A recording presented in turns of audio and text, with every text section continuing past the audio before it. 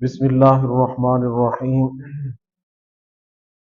اللہ لا الہ الا ہو وعلی اللہ فلیتوکل المؤمنون۔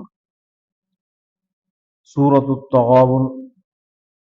اللہ تبارک و تعالیٰ کا ارشاد مبارک ہے، نہیں ہے کوئی معبود اللہ کے علاوہ، اور مومن کو چاہیے کہ وہ اللہ پر بھروسہ کرے۔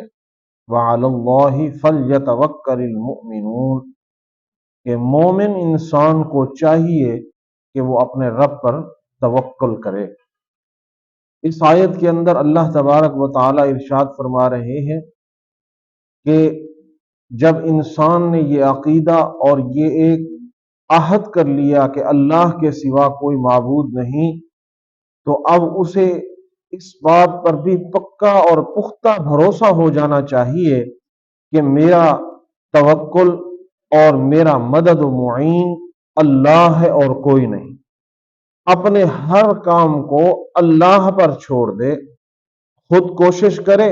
اللہ پر بھروسے کا مقصد یہ ہرگز نہیں کہ انسان کوشش کرنا ہی چھوڑ دے، اپنی سوچ کو استعمال کرنا ہی چھوڑ دے کہ بس میرا تو معین اللہ ہے، میرا تو مددگار اللہ ہے۔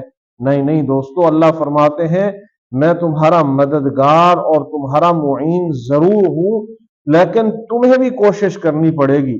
اور یہ عقیدہ جب تم نے بنا لیا کہ اللہ کے علاوہ کوئی مشکل کشا، کوئی معبود، کوئی حاجت روا نہیں، تو اب پھر کوشش کرنے کے بعد تم نے میرے اوپر بھروسہ کر دینا ہے۔ وہ اور قرآن کے اندر اور جگہ پر آتا ہے وَمَن يَتَوَکَّلْ عَلَى اللَّهِ فَهُوَ حَسْبُهُ۔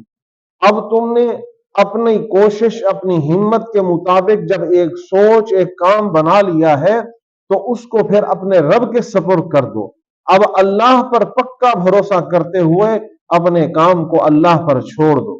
یہ نہ ہو کہ کوئی مشکل آ جائے، کوئی مصیبت و تکلیف آ جائے تو تم رب سے مایوس، نا امید ہو جاؤ، اللہ پر بھروسہ ہی ختم کر بیٹھو، فوراً رب کی ناشکریاں شروع کر دو کہ رب نے ہمیں مصیبتیں دے دی، رب نے ہمیں تکلیفیں دے دی۔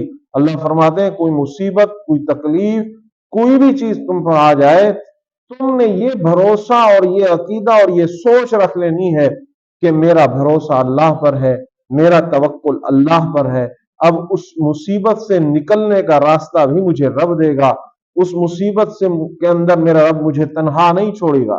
اللہ لا الہ الا ہو، میرا معبود، میرا داتا ایک ہے، میرا پالنہار وہی ایک ہے، میرا اس پر پکا ایمان اور پکا عقیدہ ہے، اور پکا میرا بھروسہ اسی رب پر ہے کہ وہ رب مجھے تنہا نہیں چھوڑے گا، وہ میرا رب مجھے مصیبت کے اندر ایسے نہیں چھوڑ دے گا۔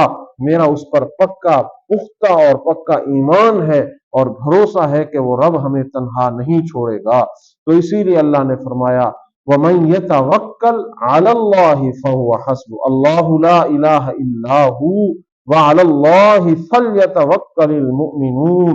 مومن کے عقیدے کے بعد سب سے پہلا بھروسہ اور پہلی سوچ یہ ہونی چاہیے کہ میرا ایمان ہے، میرا پکا بھروسہ اپنے رب پر ہے۔